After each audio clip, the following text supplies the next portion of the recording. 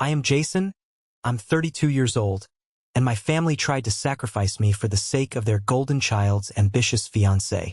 Before I tell you about the moment I wiped the smug smiles off their faces in front of 100 of their most important friends, let me know where you're watching from in the comments.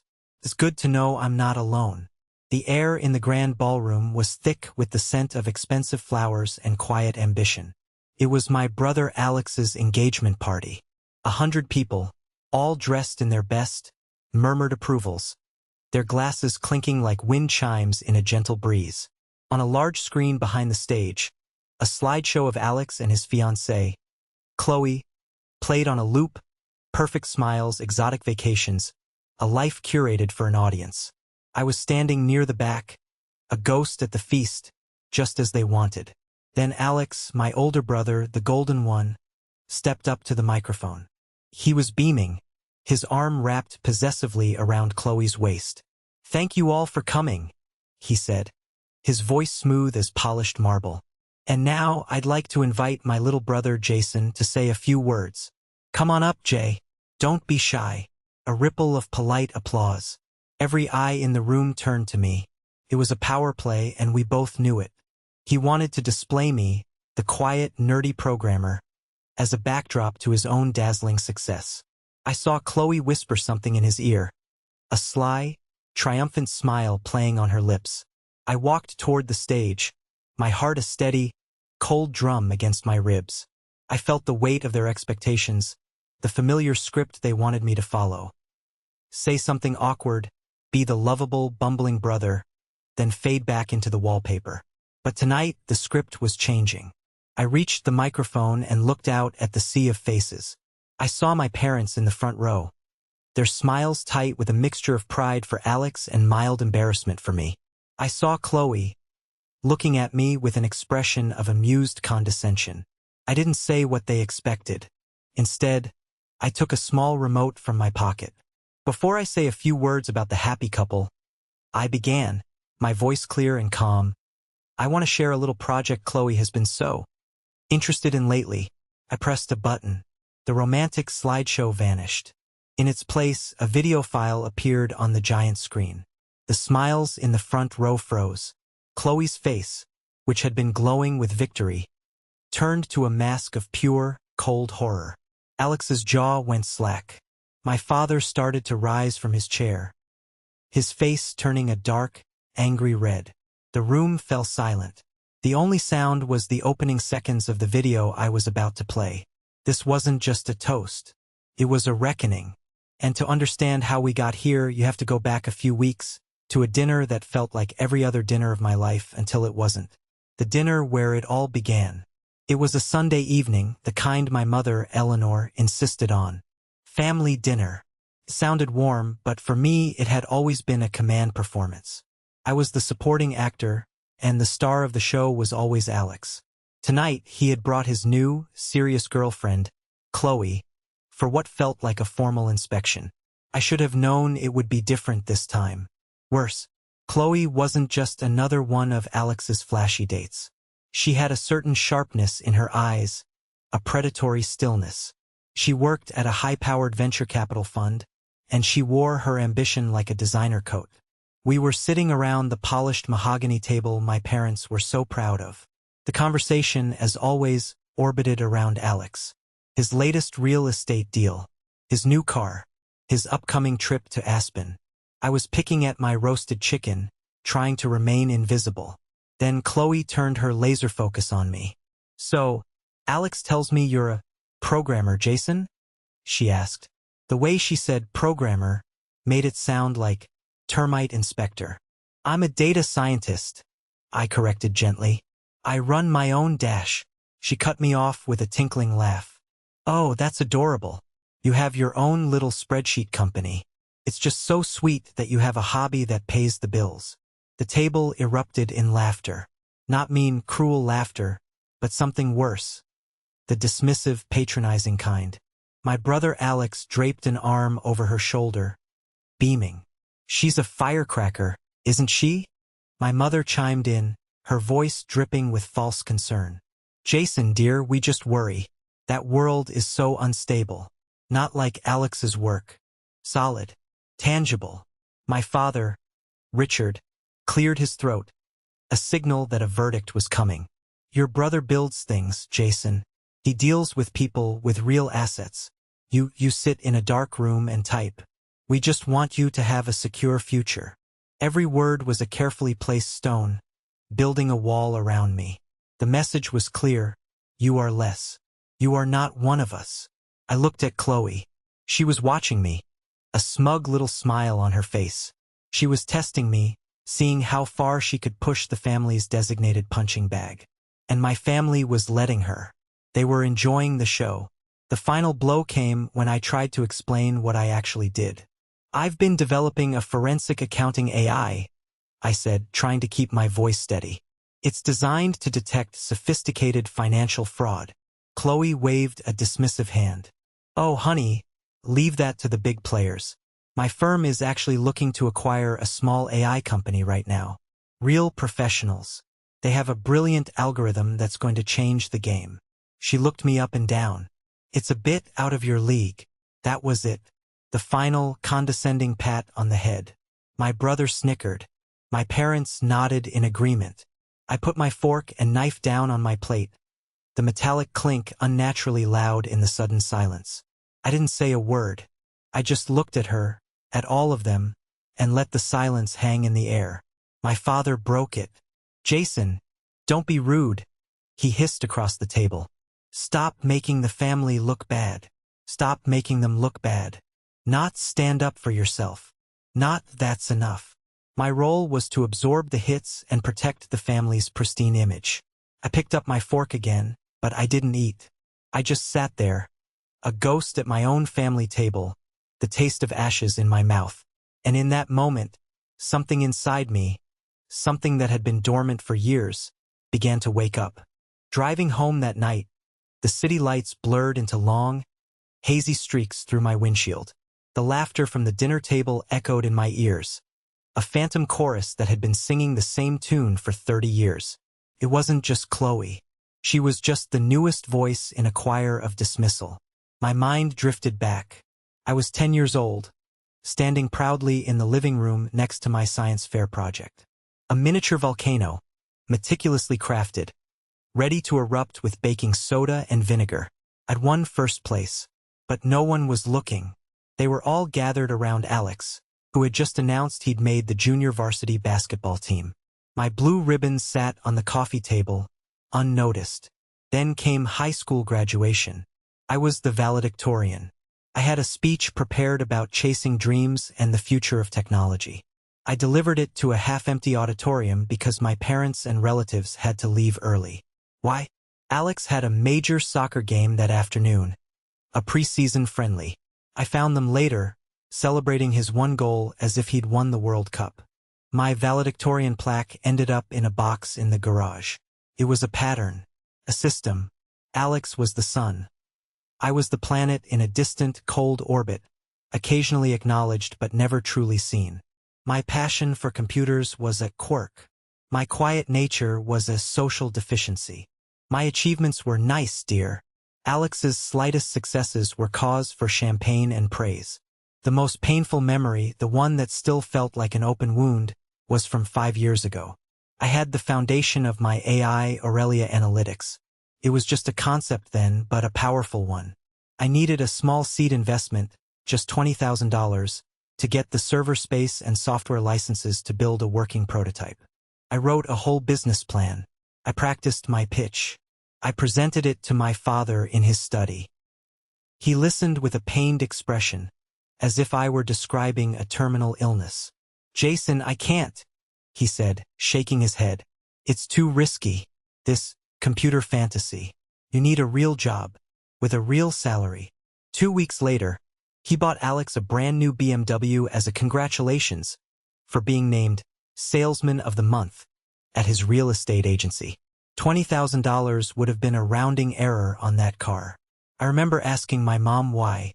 Your father and we put a lot of money into Alex's college fund and getting him started, she explained, as if it were the most logical thing in the world. His career path is a sure thing. We have to be smart with our investments. You understand. I did understand. I wasn't a smart investment. I was the charity case, the one you hoped would just figure it out on his own so he wouldn't be a drain on the family's resources or its reputation. I never asked them for a penny again. I worked 2 jobs, coded through the nights, and built my computer fantasy on my own, fueled by coffee and a quiet, burning anger. That night, after Chloe's performance, I realized nothing had changed. In their eyes, I was still the little boy with the science fair project, waiting for an applause that would never come. They had no idea what I'd built in the silence they had relegated me to. And as I pulled into my driveway, a cold, hard thought crystallized in my mind. Maybe it was time I showed them. I didn't go home. Couldn't. The silence of my apartment would have been deafening. Instead, I drove to the small, unassuming office building where I rented a couple of rooms, the official headquarters of Aurelia Analytics. It was really just a glorified workspace for me and my co-founder, Ben. I found him exactly where I expected to, hunched over a keyboard, bathed in the glow of 3 monitors, a half-empty pizza box next to him. Ben had been my best friend since college. He was the only person on the planet who saw me not as Alex's weird brother, but as a partner, peer. He looked up as I walked in, his eyes immediately registering the storm on my face. "Whoa," he said, leaning back in his chair. "Let me guess. Sunday dinner." I slumped into the other chair, the cheap leather groaning in protest. I didn't even have to say much. I just gave him the highlights. Chloe's condescending remarks, my family's gleeful participation, my father's final, cutting command. Ben listened patiently, his expression hardening with every word. When I finished, he was quiet for a long moment. He spun his chair to face his monitor, typed a few commands, and pulled up a file. "You know," he said, his voice low and dangerous, "while you were getting verbally assaulted over pot roast, I was on a call with the M&A team from Sterling Westwood. Sterling Westwood, the massive tech conglomerate that was in the final stages of acquiring us. The deal was so secret that not even my own family knew the name of my company, let alone the fact that it was about to make us both very, very wealthy. And," I asked, my own problems momentarily forgotten. Ben swiveled back to me, a fierce grin on his face. "And their head of acquisitions, a guy named Harrison, called you, not the company you specifically, the single most valuable asset in this entire deal. He said your brain is the reason they're paying 8 figures. He wants you to lead their new AI division after the merger." The words hung in the air, a stark contrast to the echoes of my family's ridicule. "A hobby that pays the bills. A little spreadsheet company. Out of your league. They don't know, man," Ben said, his voice softening. "They have no idea who you are." "They don't want to know," I said, the bitterness rising in my throat again. "They have the version of me they're comfortable with. The failure. It makes Alex look better." Ben nodded. "So what are you going to do about it?" The question was simple, but the answer felt monumental. For years I had done nothing. I had absorbed it. I had accepted my role. But sitting there, in the quiet hum of the servers that held my life's work, I felt a shift. It was the why. Why did I work so hard? Why did I sacrifice sleep and a social life for years? It wasn't just to build something. It was to prove something. As if on cue, my phone buzzed. It was an email. The subject line was festive, adorned with digital confetti. "You're invited. Alex and Chloe's engagement party." I opened it. It was a lavish, formal invitation. A celebration of the union that had, just hours before, tried to casually break my spirit. They were inviting me back into the fold, expecting me to show up, smile, and play my part. It was a test, a demand for my surrender. Ben watched me read it. "You're not actually going, are you?" I looked from the screen to Ben, and a slow, cold smile spread across my face. "Oh, I'm going," I said. I wouldn't miss it for the world. For 2 days I stared at that digital invitation. It sat in my inbox like a ticking bomb. Part of me, the part that had been conditioned for years, wanted to just delete it, send a polite, "So sorry, can't make it," and retreat back into the safety of my work. It would be easier. It would be quieter. But every time I closed my eyes, I saw Chloe's smug smile. I heard my father's hiss. Stop making the family look bad. This wasn't just an invitation. It was a summons. They were telling me, without words, to come back and get in line. To accept the new queen of the family and my place at the bottom of the pecking order. My refusal would be seen as petulance. My attendance as submission. I was about to archive the email for the 10th time when a new one popped up. It was from an anonymous, encrypted address. The kind of thing that immediately sets off alarm bells. The subject line was just 3 letters, VCF. VCF. Venture Capital Fund. Chloe's World.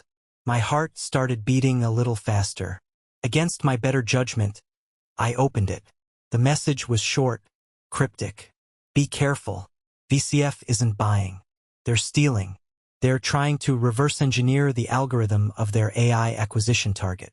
The director leading it thinks the founder is some small-time chump they can roll over. Don't be that chump. I stared at the words, a cold dread washing over me. There were dozens of AI companies VCF could be targeting. Could be a coincidence. Could be a wrong number, a mistaken identity. But it wasn't. My mind flashed back to the dinner. My firm is actually looking to acquire a small AI company right now, Chloe had said. They have a brilliant algorithm. Then, the probing questions disguised as condescending jabs. The way she'd pressed for details about my work. It wasn't just mockery. It was reconnaissance. She wasn't just trying to put me in my place. She was sizing up the competition. No, not the competition. The target. The anonymous email was a warning shot. A flare in the dark. Someone on the inside knew what was happening. Someone was trying to warn me. My hands started to shake. Not with fear, but with a sudden, incandescent rage. She had sat at my parents' table, accepted their hospitality, laughed in my face, and all the while, she was planning to gut my company and steal my life's work. The sheer, unmitigated arrogance of it was breathtaking. And my family had handed her the knife. They had presented me on a silver platter. The family fool, the harmless nerd whose little hobby wasn't worth a second thought. Her greatest advantage was their perception of me. She was counting on me being the person they all thought I was. Weak, non-confrontational, easily dismissed. I stood up and started pacing my office. The pieces were clicking into place with horrifying clarity. This was bigger than a family insult. This was corporate espionage. This was theft. And Chloe was at the center of it. I pulled the engagement party invitation back up on my screen. My decision was no longer complicated. It was simple, necessary. I clicked RSVP. Attending, 1. The game had changed. They thought they were inviting a guest. But I was coming as an auditor. And I was going to conduct a full forensic analysis of their lies. The anonymous tip was the spark. Now I needed proof. I spent the next 48 hours in a state of hyper-focused intensity. Ben and I turned our office into a war room. We lived on coffee and the grim satisfaction of the hunt. I started where any data scientist would, with the data. I began a deep dive into our server access logs. Aurelia's core algorithm was protected by layers of security, but we had a sandbox demo version that we provided to potential investors under strict NDAs. Sterling Westwood had accessed it, of course. Their activity was clean, professional. They respected the boundaries. Then I found another set of access credentials. The ones we had issued to VCF. Chloe's fund. The logs told a story. Their initial access was normal. Standard queries. But over the last week, the activity had become aggressive. They weren't just testing the software's capabilities anymore. They were hammering its walls, looking for cracks.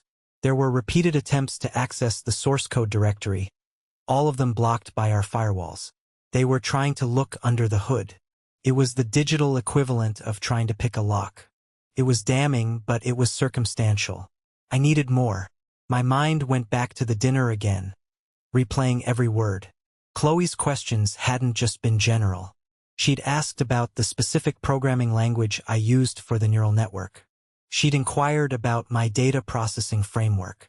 At the time, I dismissed it as idle, ignorant chatter. Now I saw it for what it was, a fishing expedition. She was trying to get me to give up the blueprints for free. Then a darker thought occurred to me. How did Chloe even know enough about my project to target me in the first place?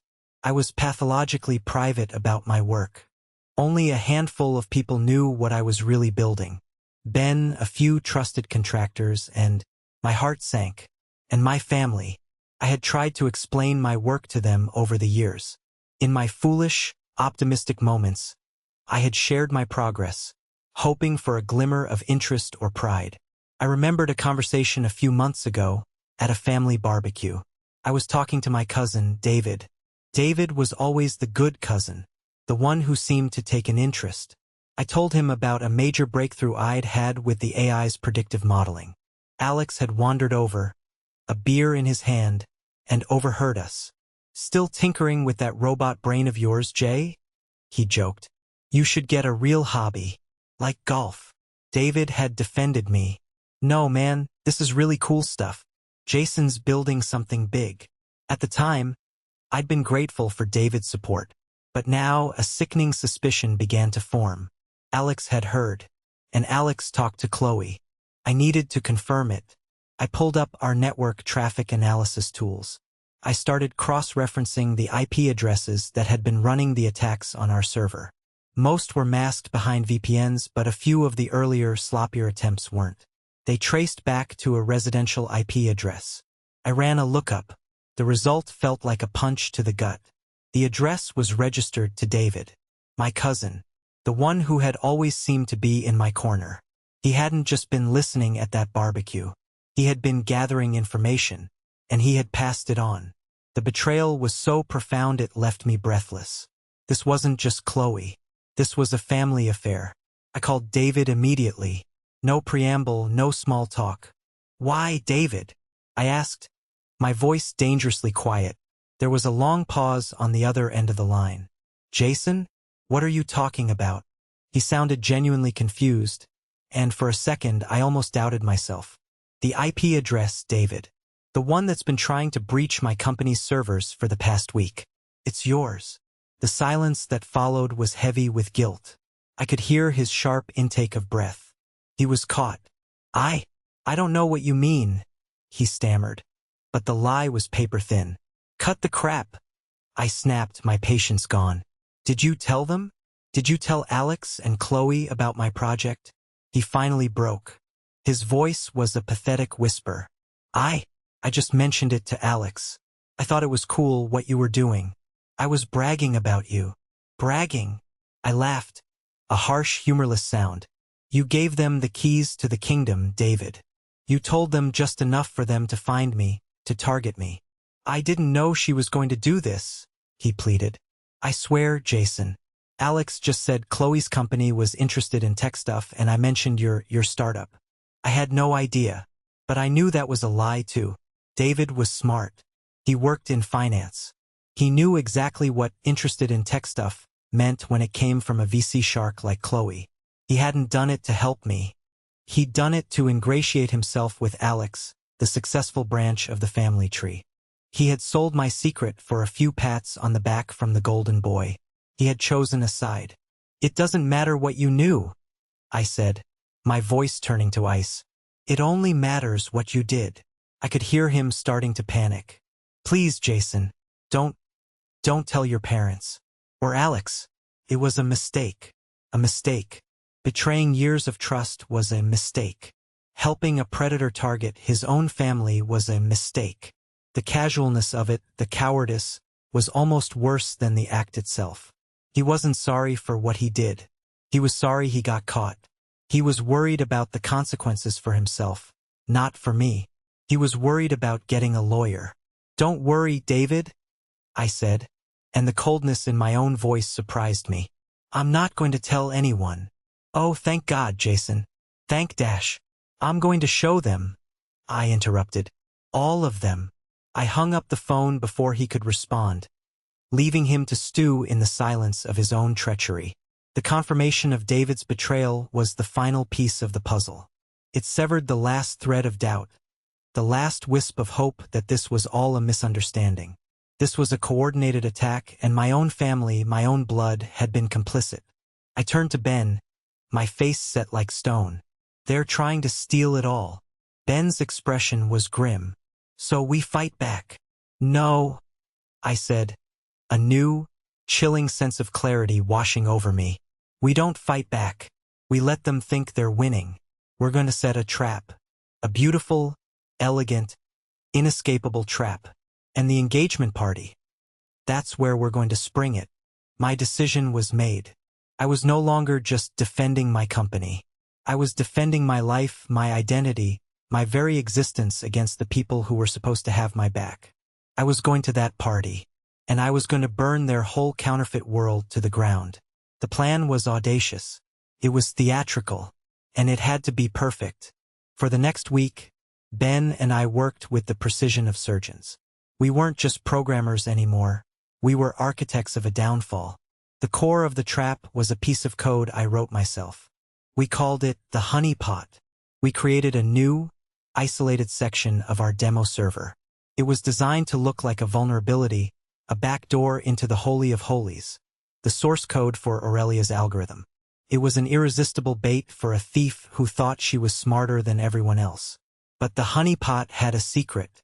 The moment anyone accessed it, it would trigger a silent alarm on our end. More importantly, it would begin to record everything.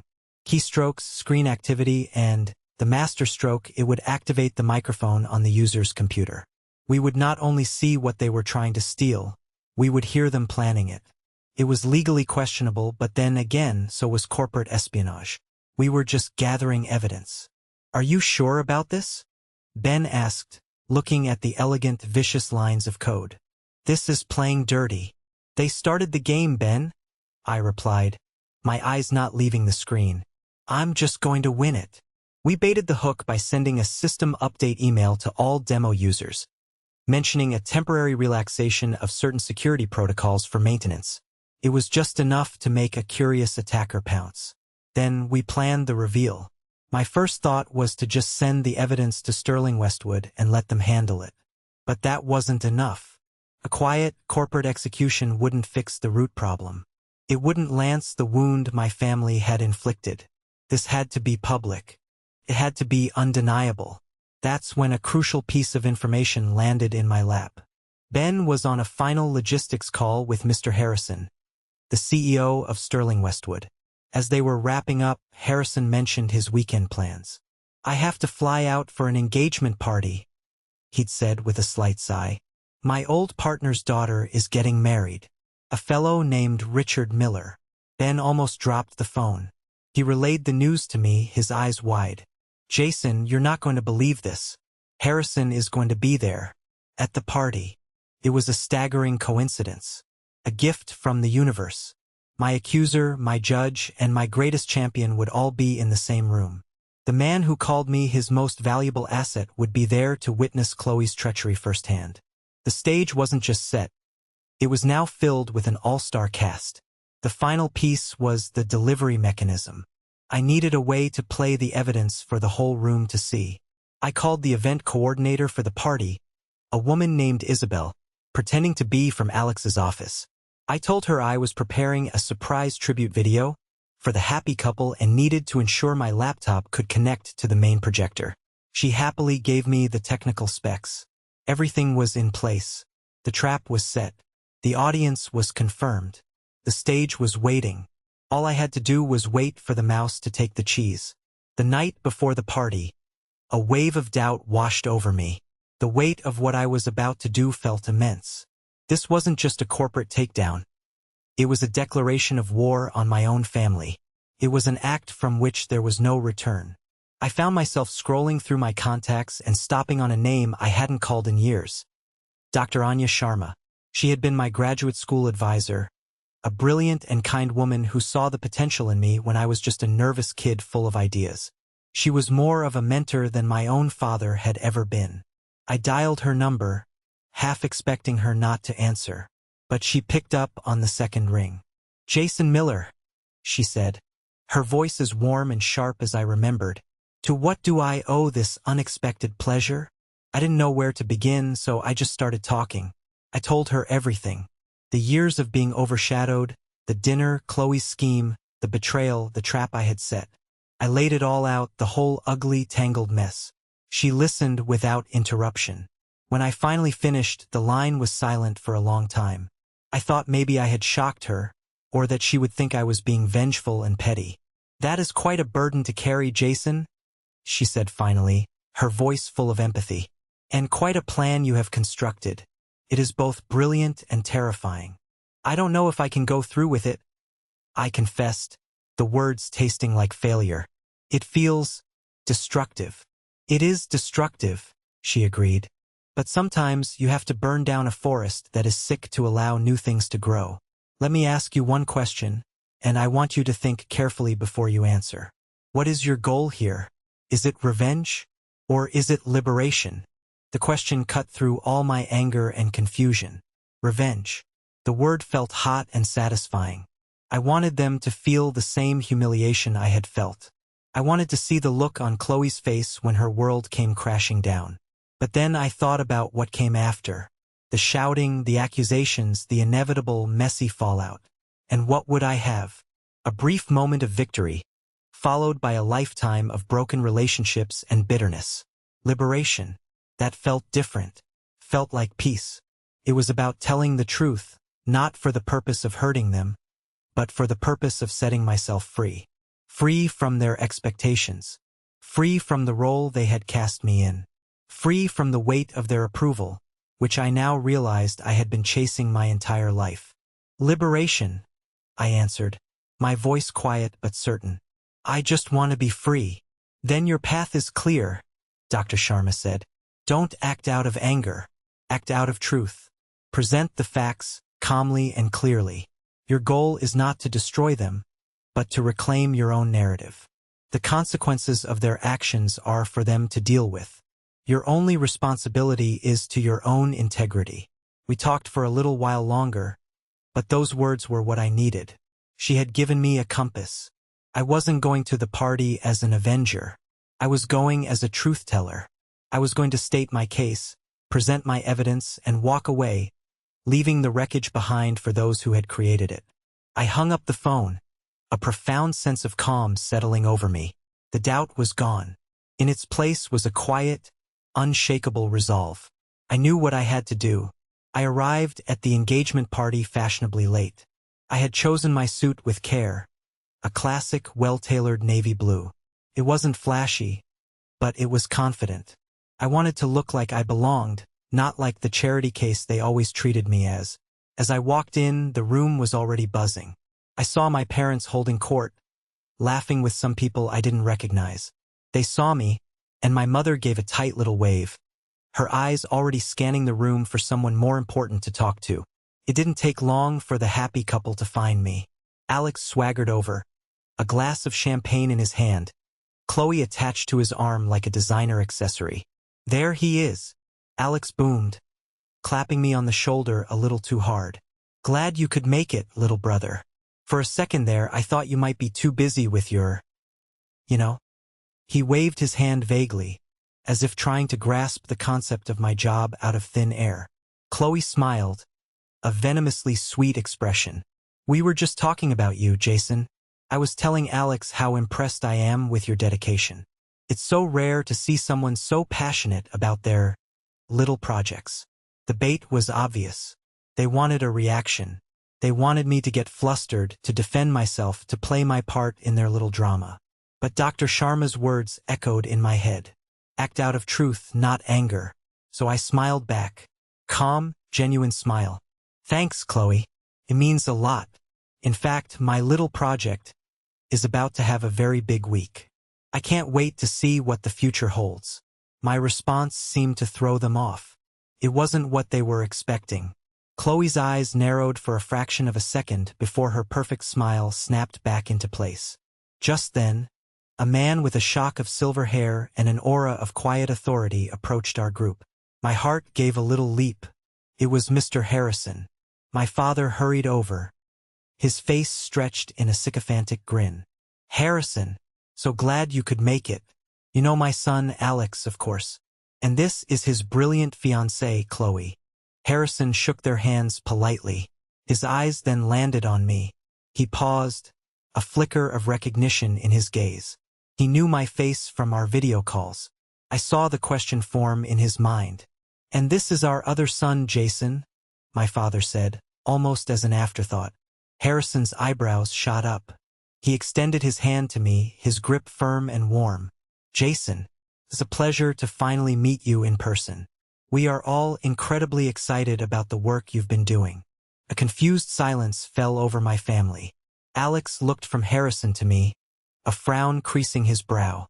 Chloe's smile tightened at the edges. My father looked utterly bewildered. "You two know each other?" my father asked. "In a manner of speaking," Harrison said smoothly, his eyes twinkling. "Jason is a bit of a legend in our R&D department." Before anyone could process this, Chloe, ever the opportunist, jumped in. "Oh, Jason is just full of surprises," she said with a light laugh, trying to reclaim control of the situation. She turned to me, her voice dripping with false admiration. "I hope one day your company gets noticed by a big fund like mine. You just have to keep dreaming, right?" That was the line. The final, arrogant jab. The perfect cue. I gave her a serene smile. "You know, Chloe," I said, my voice just loud enough for our little group to hear, "I think you're going to be very interested in what happens next." On the stage, the MC was tapping the microphone. It was time for the toasts. It was time for the show to begin. Alex, basking in the spotlight, gave a short, self-congratulatory speech. He thanked everyone, praised Chloe effusively, and then, with a smug grin, he called me to the stage. It was the moment he'd been waiting for, the public affirmation of our family hierarchy. I walked up, the small remote feeling cool and solid in my hand. I adjusted the microphone. The room was quiet, expectant. "Thank you, Alex," I began. "I don't have a long speech prepared. I've always believed that actions speak louder than words. And lately, I've been made aware of some very interesting actions." I looked directly at Chloe. Her smile was starting to look strained. Chloe, in particular, has shown a remarkable interest in the world of forensic accounting AI. She's been so curious about my little project. So I thought, instead of a toast, I'd share a little bit of that project with all of you. I pressed the button. The screen behind me flickered to life. It wasn't a PowerPoint presentation. It was a screen recording. The date and timestamp were in the corner, 2 nights ago. The user was logged into VCF's network. The mouse was moving frantically, trying to open firewalled directories. My honeypot, a collective gasp went through the room. In the front row, my mother put a hand to her mouth. My father was half out of his seat, his face a thundercloud. Then came the audio. It was Chloe's voice, sharp and unmistakable. "Come on, find the core algorithm." Her voice echoed through the ballroom sound system. "We just need the source code and we can build our own clone. By the time we launch, the little accounting nerd who built this will never know what hit him." The room was utterly silent. You could have heard a pin drop on the thick carpet. Chloe's face was as white as a sheet. She looked like she had been turned to stone. Alex stared at the screen, then at her, his expression a mixture of confusion and horror. The video continued. It showed her directing a small team trying to bypass my security. It recorded her frustration, her greed, her absolute contempt for the anonymous founder she was trying to rob. When the video ended, I let the final, damning sentence hang in the silent air. Then I turned back to the microphone. "The little accounting nerd she's referring to, that's me," I said, my voice ringing with a clarity I had never felt before. "The company she was trying to steal from, Aurelia Analytics, is my company." I paused, letting that sink in. I looked at Mr. Harrison, who was watching the scene unfold with a grim, unreadable expression. "And there's one more thing," I said, turning my gaze back to Chloe. "You said you were looking to acquire a brilliant AI company. You were right. Sterling Westwood, Mr. Harrison's company, finalized that acquisition this morning. As of tomorrow, Aurelia Analytics will become their new AI division. And as part of that deal, I've accepted a new role." I let the tension build, my eyes locked on hers. "I'll be heading up that division. So, in a way, you were right, Chloe. Your fund is very interested in my work. Because as of tomorrow morning, I'm your boss's boss. The finality of the statement hit the room like a physical blow.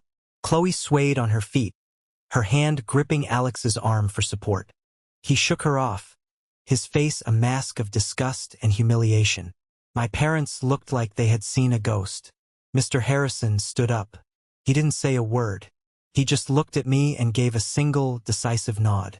It was all the confirmation anyone needed. The verdict was in. The case was closed. This was the moment that changed everything, the moment I finally took back control of my life. Thank you for sticking with me this far. You guys are amazing. Do me a favor and hit that like button, and drop a 1 in the comments below, just so I know you were here with me. It doesn't just help more people find this story. It lets me know that my experience means something to someone else. Your support is the biggest reason I have the courage to keep sharing the rest of this journey. The party imploded. It didn't end. It shattered. People started murmuring, casting shocked glances at Chloe and my family, and then began quietly slipping away. They didn't want to be associated with the fallout. Chloe stood frozen for another 10 seconds before she turned and fled, pushing past stunned guests. Alex didn't follow her. He just stood there, his face pale, looking at me with a dawning horror, as if seeing me for the first time.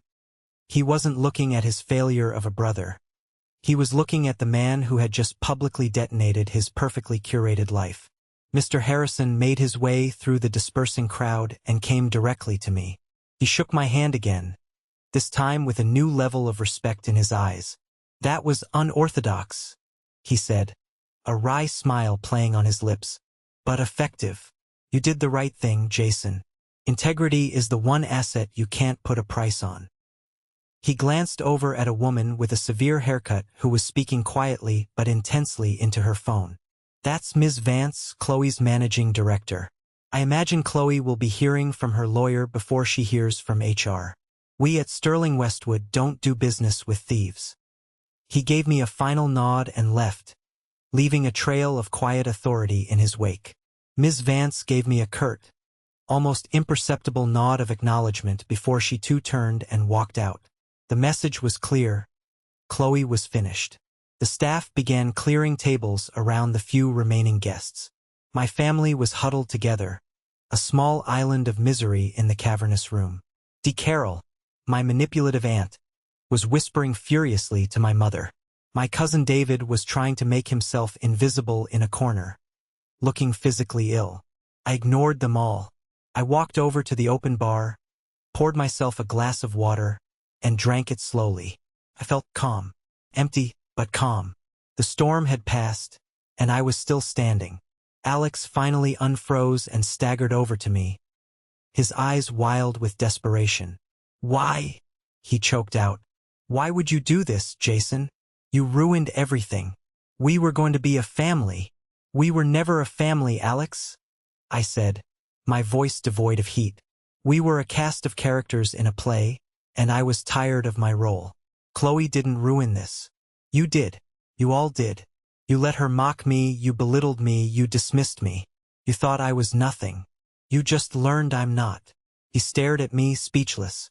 For the first time in his life, my golden boy brother had no witty comeback, no charming deflection. He had nothing. He had built his life on a foundation of superiority over me, and that foundation had just turned to dust. I placed my empty glass on the bar, turned my back on him, and walked out of the ballroom without looking back. I almost made it to my car. They caught me in the parking garage, a desperate, broken little delegation. My father, my mother, and Alex. Jason, wait! My father called out, his voice hoarse. I stopped but didn't turn around. I just waited.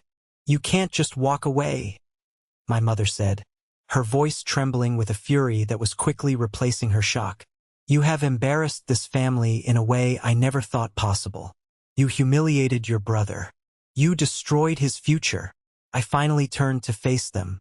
The garage lights cast long, distorted shadows. They looked small and frail under the buzzing fluorescence. My future was the one on the line, I said, my voice level. Chloe was going to steal my work. Did you hear that part? Or were you too focused on the social embarrassment? She was ambitious, my father spat. Maybe she went too far, but you handled this with no class. You aired our dirty laundry in public. It stopped being our laundry the moment you chose her over me, I replied. It stopped being our laundry every time you praised him for breathing and criticized me for succeeding. You didn't want a son. You wanted a reflection of yourselves. And when I wasn't that, you tried to break me. Alex stepped forward. A divorce would have been less messy than this, Jason. You could have just told me. I laughed. A real, actual laugh. Told you? Told the man who laughed the loudest when his fiancée called my life's work adorable? You wouldn't have listened. You never listen. You just wait for your turn to speak. A heavy silence fell between us. In that moment I saw the truth. They weren't sorry. They weren't horrified by the betrayal or the theft. They were horrified that I had revealed the truth. They were angry that I had upset the delicate balance of their world. A world built on the convenient fiction of my mediocrity. I'm done, I said quietly, but the words carried the weight of a final judgment. I'm done being your disappointment. I'm done being your stepping stone. I'm done needing your approval. My mother started to cry, but they were tears of frustration, not remorse. What about us? After all we've done for you, what you've done is teach me a valuable lesson, I said, looking each of them in the eye. That sometimes the family you're born into isn't the family you get to keep. Goodbye. I got into my car, started the engine, and drove away. In my rearview mirror, I saw them standing there, 3 shrinking figures in the harsh light of the parking garage. I didn't feel anger or sadness anymore. I just felt free. For the first time in my life, I was driving toward a future that was entirely my own. 6 months can feel like a lifetime. The world didn't stop turning after the infamous engagement party. But mine was reborn. The merger with Sterling Westwood went through smoothly. My new title was Vice President of the AI Innovation Division. It sounded absurdly corporate, but the work was everything I had dreamed of. I had resources. I had a team of brilliant minds who challenged and respected me. I had a boss, Mr. Harrison, who treated me as a partner. We weren't just detecting fraud anymore. We were building predictive models to prevent financial crises, creating tools that could genuinely help people. My little project was changing the world in its own small way. The transition wasn't just professional. It was personal. The quiet, reserved Jason who avoided confrontation began to fade. In his place was a man who spoke with confidence in boardrooms, who wasn't afraid to voice his opinion, who trusted his own judgment. The ghost from the family dinners was finally gone. I reconnected with old friends, the ones I had neglected during the years I spent coding in isolation. I started dating again, cautiously at first, but with a new understanding of what a healthy relationship looked like. It wasn't about power dynamics or social standing. It was about mutual respect. It was a revelation. My family, for the most part, was silent. I heard through the grapevine that the fallout had been catastrophic. Alex and Chloe's breakup was immediate and ugly. He had tried to salvage his reputation, but the story had spread like wildfire through their social circles. He was no longer the golden boy. He was the fool who had been played by his fiancée and publicly dismantled by his own brother. He lost clients. He lost his swagger. He lost the only thing that ever mattered to him, his image. I didn't revel in it. Honestly, I rarely thought about them at all. It was like a background noise that had finally been switched off. The silence was peaceful. One afternoon, I got a call from an unknown number. I almost didn't answer, but something made me press the green button. Hello, Jason? It's Mrs. Gable. I was stunned. Mrs. Gable had been our neighbor for years. A sweet, quiet widow who was a longtime friend of my mother's. I'd always liked her. Mrs. Gable, hi. It's so good to hear your voice, I said, genuinely surprised. Oh, dear. I'm sorry to bother you at work, she said. I was at that party, Jason. And I wanted to tell you, I have been waiting 30 years for someone to finally stand up to them. I always knew you were the special one. The quiet ones always are. I am so terribly proud of you. Tears pricked my eyes. To be seen, truly seen, by someone who had been there all along. It meant more than any promotion or paycheck.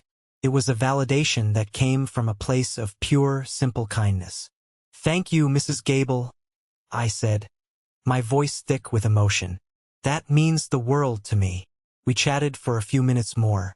Before she hung up, she said something that stayed with me. "Your mother and father, they bet on the wrong horse, Jason. And now they're learning that a pedigreed horse that can't run is just an expensive mouth to feed." It was a harsh analogy, but a true one.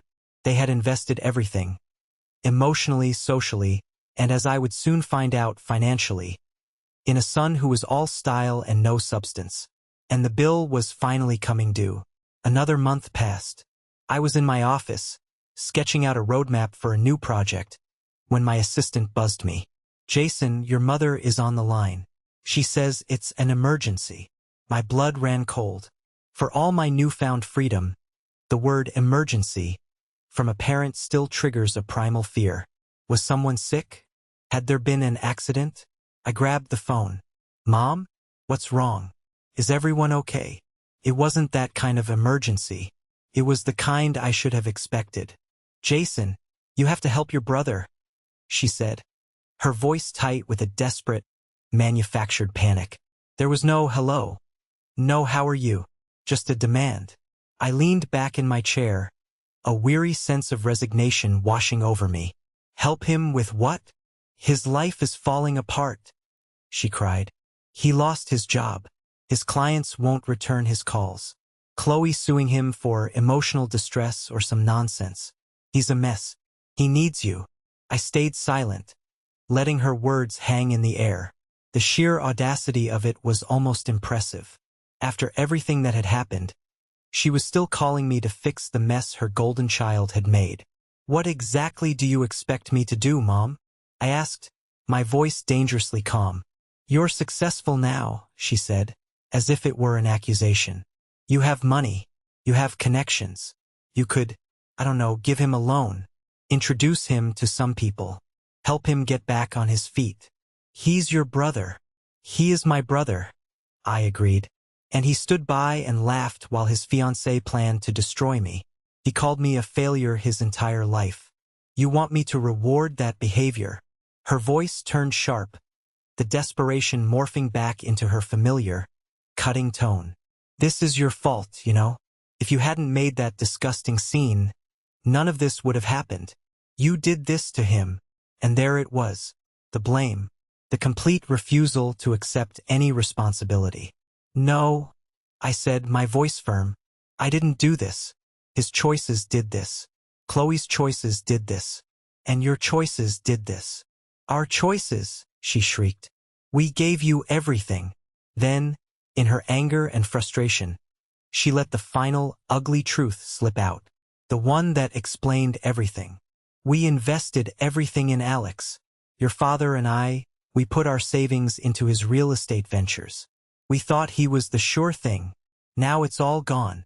The inheritance, everything, it's all gone. And you're sitting up there in your fancy office doing nothing. The inheritance." The word landed in the space between us like a block of ice. It had never been about love. It had never been about which son they were more proud of. It had been about money. It was a financial calculation. Alex was the high-yield, high-risk stock. I was the forgotten savings bond, earning negligible interest in a dusty drawer. Their entire family structure, their praise, their disappointment, it was all just portfolio management. And their prize investment had just crashed. I felt a strange sense of pity for them. They were so blinded by image and money that they had completely missed the real value of their own family. "I see," I said softly. "Well, that certainly explains a lot. Are you going to help us or not?" she demanded. "I can't give you money," I said, "but I will give you some advice. I have the number of an excellent financial advisor. He specializes in bankruptcy and debt management. I'll email it to you." The stunned silence on the other end of the line was more satisfying than any shouting match could ever have been. "That is all you can do?" she whispered, her voice full of disbelief. "That is all I am willing to do," I corrected her. My help is no longer on the table. My wallet is closed. Goodbye, Mom. I hung up the phone. I didn't feel angry. I didn't feel sad. I felt the last final chain break. I was free. A few weeks later, I was sitting at a small outdoor cafe. Not in my bustling American city, but in Florence, Italy. The sun was warm on my face, and the air smelled of espresso and old stone. In front of me was a half-eaten pastry and a view of the Duomo, its magnificent dome piercing the brilliant blue sky. I had booked a one-way ticket. After that final call with my mother, I realized I needed more than just a new job and a new apartment. I needed a new perspective. I had spent so long fighting a battle in a world they had defined. It was time to see the rest of the world on my own terms. I had enough money now. I had a job that I could do remotely for a few months. There were no more excuses, no more family obligations holding me back. For the first time in my life, there was just me. I took a sip of my cappuccino and watched the people go by. Couples holding hands, families laughing, artists sketching in the piazza. It was a world away from the tension and drama that had defined my life for so long. Here, I wasn't Alex's brother or the programmer. I was just a man enjoying a coffee in the sun. I thought about my family, but the memory was distant now, like a scene from a movie I'd once seen. I hoped, in a detached way, that they would find some kind of peace. I hoped Alex would learn that his value wasn't tied to his job or his car. I hoped my parents would learn that love isn't an investment to be managed. But their journey was their own. It was no longer my burden to carry. My phone buzzed. It was a message from Ben. A picture of our team celebrating a new product launch. They were all smiling, raising glasses of champagne in our old office. The subject was simple. Wish you were here. I smiled and typed back a reply. Me too. But the gelato here is better. I pulled a postcard from my bag, a beautiful photograph of the Ponte Vecchio. I started to write, not to my family but to Ben. I didn't talk about work or the merger. I told him about the taste of the pasta, the color of the sunset over the Arno River, the feeling of walking through streets that were centuries old. I was finally free, not because I had won or because they had lost. I was free because I had finally stopped playing their game. I had walked off the board and discovered that a whole world was waiting for me, a world that didn't require me to be small for someone else to feel big, a world where I could just be Jason. And for the first time, that felt like more than enough. I signed the postcard, put a stamp on it, and went to find the nearest mailbox, my steps feeling lighter than they had in years. Thank you for listening to my story. I hope it resonated with you in some way. It took a long time for me to find my own voice, and sharing this is a part of that journey. Have you ever been in a situation where you had to completely redefine your relationship with the people you love? Share your story in the comments below. I read every one. And please, don't forget to like this video and subscribe so you don't miss what comes next.